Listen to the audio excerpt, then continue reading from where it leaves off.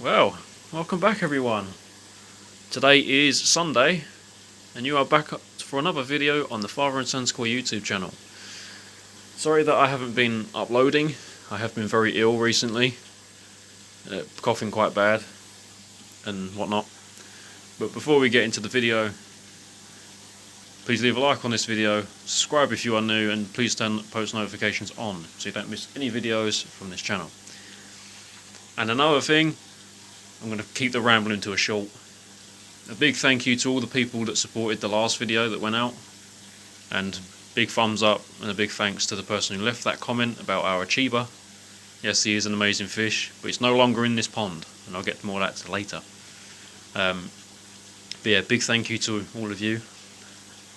But yeah, let's dive into this video. So first up, we got a new upgrade for our Nexus 300, and it's been much needed. So that on our Nexus, it was a 70. For the Nexuses, I think it's a 90 to or above air pump that they need. Well, our Nexus has been running off for 70 for the last year. Well, my dad's decided to upgrade it to a 120, which I'll show you that right now. I'm not too keen with air pumps, but yeah, we try our best. There you go, there's our air pump. If you are using headphones, I apologise if that was quite loud. And if you're wondering why our pond looks very bare, that is because there's only 4 koi up here now, and there's also 9 goldfish and a carp. Probably wondering, it's a koi pond. Why have you got goldfish and a carp in there? These goldfish I've had for about 7 to 8 years, and they were in this pond originally when none of this, when that didn't exist, the Nexus didn't exist, none of this existed. It was just a pond. Well, they were up here when this pond was like as green as them conifer trees. And now that they're back up here for the winter, while our koi are down at the house in the nice warm environment, eating more food, you know, perfect to keep them around really. The carp's in there because we bought it thinking it was a koi, and it weren't a koi, it's a carp, but it'll keep it turning over. And the reason being for there's only 4 koi that remain in this pond is because they've all got something wrong with them. So there's one in here that's got carp pox, which should disappear when the weather gets a bit better. There's a Puricina, Doitsu Puricina in here. It's got carp pox as well. I think I might have already mentioned the carp pox one. Yeah, that's the one that's changing colour. You got a Matsuba with a little chunk so he's got a little chunk out of his fin. That's been treated. It looks like it's on the mend. So we got an achiever. There's 2 achievers, but I'll get to the other one in a second. It's got, when I bought it, it had a little bit of orange on its head and on its tail. That's now faded. That's now faded to like a dark blue colour. It's gone a bit horrible, but I don't know. We might bring it in, but we don't want to cram pack our tank down there and get the ammonia, and basically we don't want to get these 3 through the roof. So that one, and that one. Especially that one, because if that goes through the roof, that's when you start getting real bad problems. And the last achiever has got a bent spine, and he's a very nice fish. But I would like to know, is a bent spine curable? Like, does it, when they get to 25, 30 centimeters or older, can it straighten itself out, or is that fish got that for its life? Because again, it's another very nice fish. Don't want to leave it up here for the winter, but I think we're going to have to. But I'd like to hear you guys' thoughts on it. I'll get him in the net here in a minute actually, and I'll show you what I mean. But yeah, I'll give you the rundown on the indoor pond that we've got. And you get to see all of our fish again, and the plan that what could be coming here in the next week or so for all of you koi lovers and owners. It's been a long time in the making, but you know, we'll get there in the end. And this next year, hopefully, it's definitely going to get bigger. Yeah, I'll put this camera down, and I'll get that fish in the net. Be back. Okay, we're back. Just pull my chair up here. Alright, so here he is.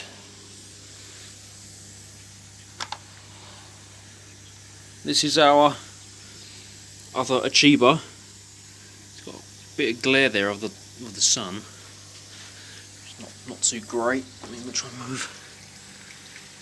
There he is. He's an absolute beaut of a fish. But as you can see, his spine. His spine appears to be a bit bent. It goes like that. Now, would be nice if it is curable.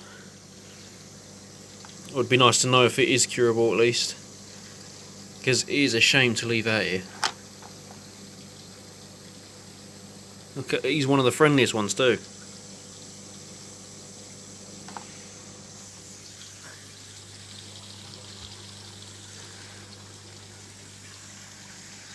It's one of our friendliest ones.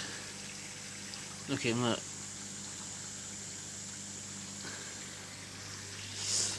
But yeah, not much left I can really say about him really. But I'd like to hear your guys' thoughts on it. Whether, you know, when this video goes out, like, do we bring him in, give him a chance? Or if some of you have got one of these fish like this, with a bent spine, do they straighten out when they get, you know, probably to the end of this bucket to, like, here, somewhere? Because he's honestly a beaut.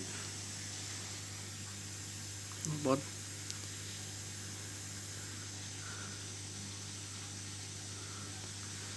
Absolute shame.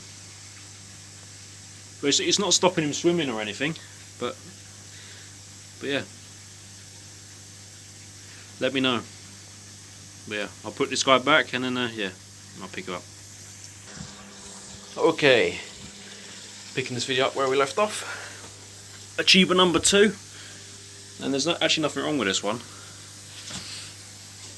But if you look, you see them dark markings on him? That's where the orange used to be.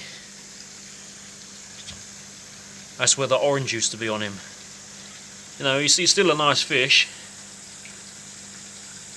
Still very friendly. But yeah, I like to hear you guys' verdict on these 2 achievers. Do we leave them out here in the winter with the high risk of them dying? And I don't really want to do that. Or do we put them down with our other fish? Because this one in here, he's not a bad fish. But yeah, please let me know if the bent spine is curable when they get bigger or not. But anyway, I'm going to release this guy, and then we'll head down to the house, and I'll show you our new setup there. Be back. Okay, and we are back. And we're now down at the house now, on our winter setup. As you can see, it's quite a mammoth of a thing. What this is it's a 9.5 foot by 5 foot that way, 9.5 foot that way swimming pool that I used it once or three times in the summer. Cleaned it out, but I thought, you know what, it would be ideal for all of our fish, excuse me, in the winter. And yeah, so what we've got on this, running this beast, before I get into that, this is, for anyone who wants to know how many litres and what gallons it is, this is 605 gallons and it's 2,283 litres. Anyway, let's get into it. So, you may remember this. This is out of our nexus.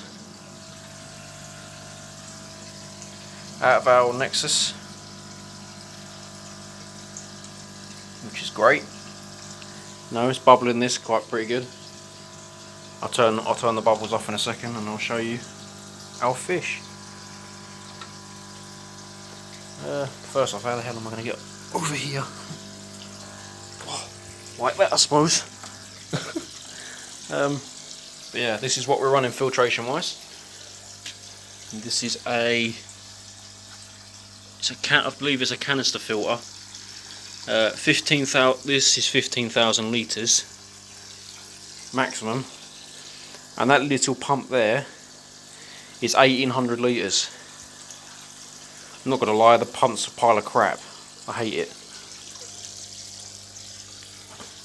Oh, I think it's been a spider by this place. Probably wondering, is this just me on my own channel? No. It's called Father and Sons Koi because my dad will be in it sometimes when he's not busy or he's not ill.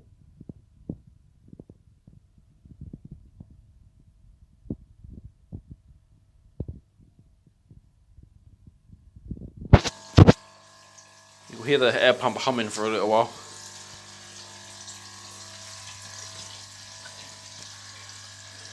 Let them settle down. There you go. All of our fish from the pond and some new ones that you haven't seen yet are all in here. The bottom of this is a bit grimy, I'm not going to lie, but that's how they all go in the end. See if I can get a better view of these fish.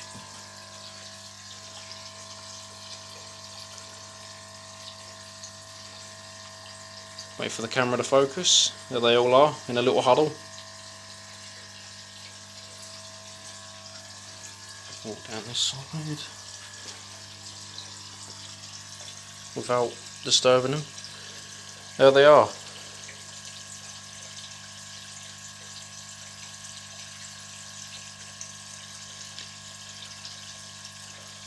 The thing is, I would net them and show you them up close, but they've just eaten. So,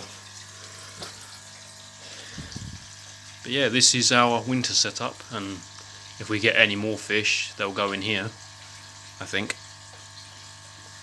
But yeah, like I've been saying, if you've got, if you've got any news or whatever about them two achievers I just showed you, it would be much appreciated, because I really don't want to leave them out there for the winter. We have got that, we could put them in that, because we've got a whole nother filter box for them. Put the air back on.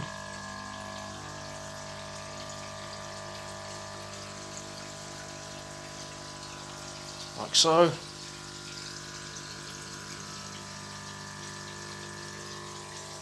Look at that, bubble's lovely. But yeah, if you've got any ideas or verdicts on what we should do with them two achievers, please leave a comment down below. I'll try my best to get back to you as quickly as I can, because as you know, I'm currently recovering from a very, very bad cold.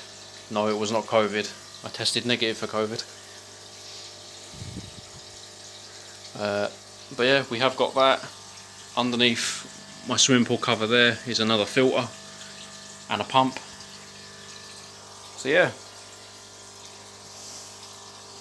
the next video will probably be. So oh yeah, let me cover that for a minute. So the video I wanted to cover was of something that was going to happen either this week or next week. And yes, it involves fish, or it involves the koi.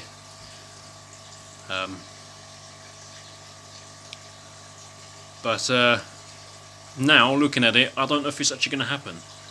But I know it will happen either this week or next week. But I'm going to give you a clue. So in my first video that I made, which went out Friday morning at midnight, I mentioned someone called Derek in there. He was a Doyutsu Karashigoi, a 40cm, so he was like from here to about there in length. You know, he was a big fish. Still very emotional to talk about because, you know, like all of our koi, I love them all, and if I could own them all, I would. You know, if I could make this whole garden a lake and fill it with fish, I would. That would be heaven. But yeah, that's the only clue you're going to be getting. He was Derek, 40cm Karashigoi. Let me just say, it's been a long time coming since he passed on May the 1st this year. Been a long time coming. Quite a hefty price tag, but we'll see if we can get the deal done. And yeah, if you can't see that on the camera, all the fish are coming to go over to have a look. Excuse me. But yeah, hope you all are doing good and having a good weekend, or have enjoyed a good weekend, because this will be going out Monday morning. But yeah, I'll try my best to keep videos going, even if it's not of koi. It'll be of my bearded dragon, or, you know, my dad's car, whatever. But yeah, wish you all the best, and see you in the next one. Take care.